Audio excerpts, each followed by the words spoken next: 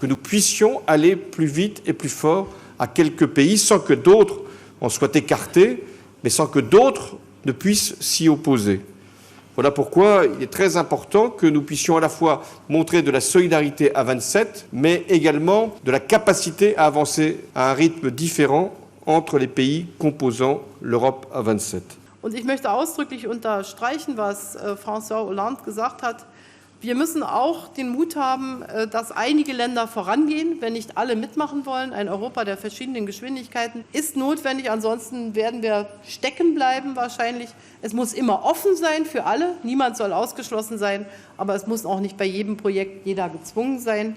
Und das sind die Dinge, die aus meiner Sicht von prenderà per una Unione Europea più integrata, ma che possa consentire anche diversi livelli di integrazione, perché è giusto, è normale che i paesi possano avere ambizioni diverse e che l'Unione possa dare a queste ambizioni diverse risposte diverse.